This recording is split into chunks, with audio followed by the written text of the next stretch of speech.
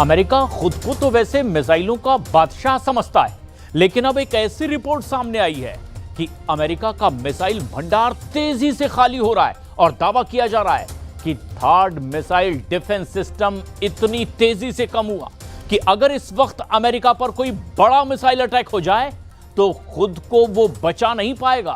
क्योंकि खबर ऐसी भी है कि दूसरी तरफ ईरान ने इतनी ज्यादा मिसाइलें तैयार कर ली है जो अमेरिका के लिए एक बड़ा नासूर बन सकती है।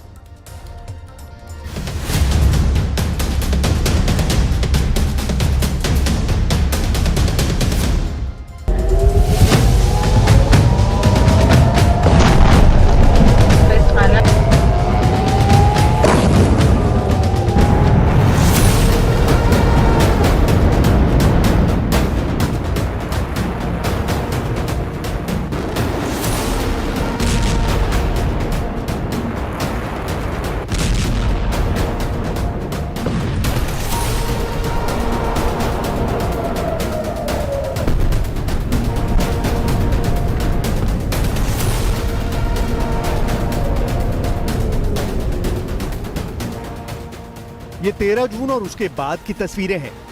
ईरान ने इजराइल पर इतनी मिसाइल बरसाई कि दुनिया में मिसाइल अटैक का हर रिकॉर्ड टूट गया। क्या तेल अवीव, क्या हैफा और क्या इजराइल का डिफेंस सिस्टम। ईरान के मिसाइलों ने इजराइल के हर कवच को भेदा और बता दिया कि जब उसकी मिसाइल फायर होती है तो उन्हें रोकना ना तो इजराइल के बस की बात है और ना अमेरिका के। और अब यह खबर आई है कि इजराइल को बचाने के चक्कर में ट्रंप ने अपना हाथ जला लिया है। रिपोर्ट है कि इजराइल को ईरान से बचाने के लिए अमेरिका ने जब अपना सबसे बेहतरीन missile defence system third active किया तो ईरान की मिसाइलों को रोकने में थार्ड का 20% मिसाइल स्टॉक खत्म हो गया। यानी अमेरिका ने जिस मिसाइल डिफेंस सिस्टम को रूस और चीन से बचने के लिए तैयार किया उसकी 20% मिसाइल तो सिर्फ ईरान को रोकने में इस्तेमाल करनी पड़ी। नेतन्याहू की दरखास्त पर डोनाल्ड ट्रंप ने एक नहीं बल्कि दो third missile defence system Israel में तैनात किए हैं और इनका इस्तेमाल उन 12 दिनों में जमकर हुआ जब ईरान और इजराइल के युद्ध को दुनिया ने तीसरे विश्व युद्ध की शुरुआत के तौर पर महसूस किया।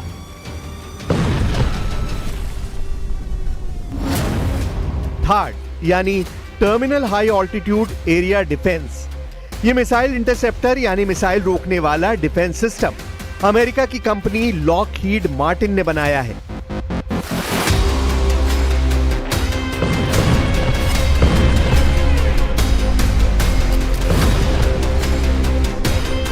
अमेरिका के रक्षा मंत्रालय यानी पेंटागन से थार्ड को लेकर कुछ सवाल पूछे गए हैं जिससे न सिर्फ इजराइल बल्कि अमेरिका के पूरे डिफेंस सिस्टम की पोल खुलती हुई नजर आ रही है। क्योंकि यह खबर अब वर्ल्ड हेडलाइन बनकर डोनाल्ड ट्रंप और बेंयामिन नेतन्याहू को परेशान कर रही है।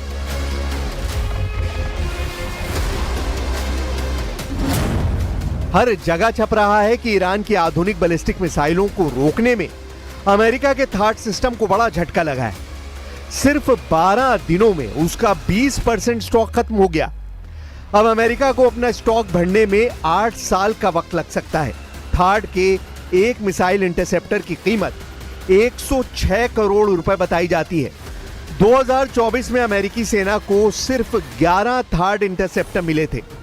2025 के अंत तक अमेरिका को 12 और थर्ड इंटरसेप्टर मिलने की उम्मीद है, जबकि 2026 में अमेरिका थर्ड के लिए 25 से 37 नई मिसाइल बना पाएगा। इसकी लागत बहुत ज्यादा है। थर्ड के एक मिसाइल इंटरसेप्टर की कीमत 106 करोड़ रुपए बताई जाती है। यह खबर अमेरिका से लेकर इजराइल और यूरोप से लेकर ईरान और चीन के मीडिया में हेडलाइन बन चुकी है। जाहिर है इस खबर ने पेंटागन में हड़कंप मचा दिया है। 12 दिन के युद्ध के दौरान ही अमेरिका ने थर्ड की इतनी मिसाइल जाया कर दी जिनका उत्पादन करने में उसे कई साल लग जाएंगे। और 12 दिनों के युद्ध में ईरान ने इजराइल के ऊपर करीब 600 मिसाइल दागी थी। उनमें से 50 से 60 मिसाइलें इजराइल में गिरने में कामयाब रही थी। ईरान ने बार बार दावा किया है कि उसके हमलों को रोकने में इजराइल पूरी तरह फेल साबित हुआ है, और वो इसलिए भी क्योंकि तेल अवीव और हाइफा से आई तस्वीरों ने बता दिया कि ईरान ने जहां टारगेट सेट किया वहां पर उसकी मिसाइल गिरी। एक साथ इतनी मिसाइलों का सामना करके दुनिया का कोई भी एयर डिफेंस सिस्टम या मिसाइल डिफेंस सिस्टम क्यों ना हो, वो घुटनों के बल बैठने पर मजबूर हो जाएगा। और इजराइल में यही हुआ। ईरान ने 12 दिनों के युद्ध के दौरान बार बार बताया कि उसकी मिसाइल पावर को हल्के में ना लिया जाए। थाड को लेकर अमेरिका से जो रिपोर्ट आई है, उस रिपोर्ट में बताया गया है कि युद्ध से पहले अमेरिका के पास थाड की 650 मिसाइलों का स्टॉक था, लेकिन इजराइल और ईरान की जंग के दौरान उसको 150 से ज्यादा मिसाइलें फायर करनी पड़ी।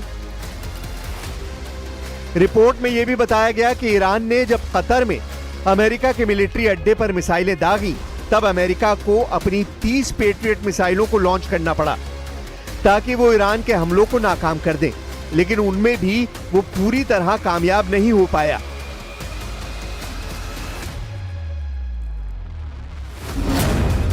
रिपोर्ट के मुताबिक अमेरिका के थाड मिसाइल डिफेंस सिस्टम ने इजराइल के एरो 2 और एरो 3 इंटरसेप्टर के साथ ईरान की 574 मिसाइलों में से 201 मिसाइलों को तबाह किया।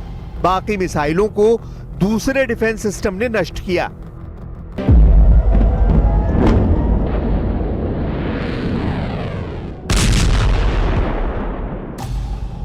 ईरान की मिसाइल पूरी तरह फेल नहीं हुई, इसकी गवाही तो तेल अवीव और हाइफा में हुई तबाही दे रही है।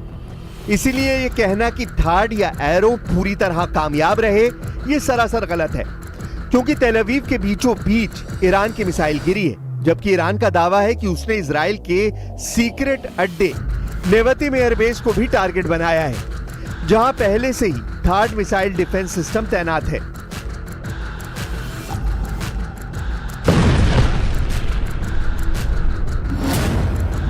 थाड 200 किलोमीटर की दूरी तक दुश्मन की किसी भी मिसाइल को मार सकता है। ये 150 किलोमीटर की ऊंचाई तक किसी भी मिसाइल को इंटरसेप्ट कर सकता है। अमेरिका के पास थाड की 7 बैटरियां हैं। एक बैटरी में 6 ट्रक माउंटेड लॉन्चर होते हैं। दुश्मन की मिसाइल को रोकने के लिए थाड सिस्टम के एक लॉन्चर से एक बार में 8 मिसाइल दागी जा सकती हैं, यानी पूरी बैटरी में कुल 48 इंटरसेप्टर मिसाइल होती हैं। इसे ऑपरेट करने के लिए 95 सैनिकों की जरूरत होती है।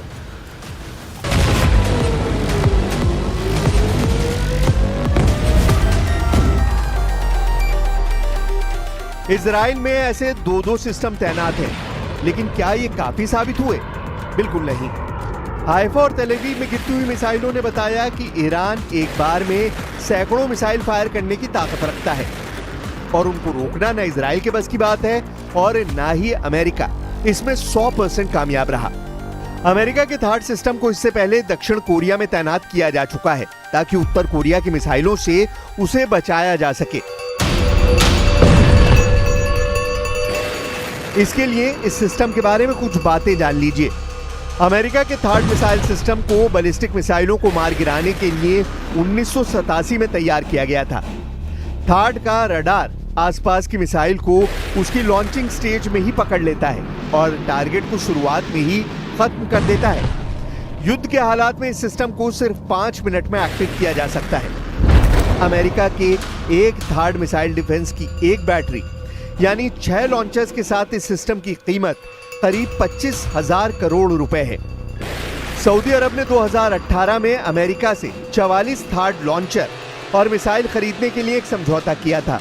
इस सौदे की कीमत 1.25 लाख करोड़ रुपए के करीब थी। इस तरह आप अंदाजा लगा सकते हैं कि अमेरिका का ये मिसाइल डिफेंस सिस्टम कितना महंगा है, और हर देश ऐसे सिस्टम खरीदने की हैसियत नहीं रखता। 12 दिन के युद्ध में एक तरफ तेल अवीव दहला तो दूसरी तरफ तेहरान, दुनिया की 2 राजधानी 12 दिन की जंग में बड़े बड़े धमाकों की गवाह बनी। एक तरफ ईरान के हमले और दूसरी तरफ इजराइल के अटैक।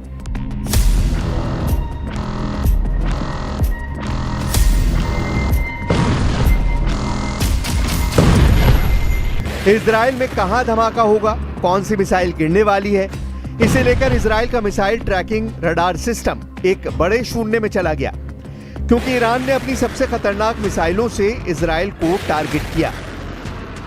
ईरान ने इजराइल पर अपनी जिन मिसाइलों का इस्तेमाल किया, उसमें सबसे खतरनाक फत्ता-1 और खैबर शिकन मिसाइल शामिल है। इसमें कद्र और इमाद मिसाइल भी शामिल है। फत्ता हाइपरसोनिक मिसाइल की रेंज 1400 किलोमीटर है। खैबर शिकन मिसाइल की रेंज 1450 किलोमीटर है। कद्र मिसाइल की रेंज 2000 किलोमीटर तक है और इमाद की रेंज 1700 किलोमीटर है। इजराइल पर हुए हमलों में इन्हीं मिसाइलों ने सबसे ज्यादा तबाही मचाई। तेल अवीव से लेकर हाइफा और अशदोद से लेकर बीरशेबा और शेफाल जैसे छोटे शहरों पर अटैक बहुत तेजी से किए गए। अब सवाल उठ रहा है कि जिस तरह से ईरान और इजराइल के बीच तनाव फिर तेजी से बढ़ रहा है, क्या इजराइल पर फिर फटने जा रही हैं ईरान की मिसाइलें? क्या तेल अवीव और हाइफा में फिर इसी तरह होगा हमला? और क्या ईरान की मिसाइलों के आगे फिर ढह जाएगा इजराइल का डिफेंस सिस्टम?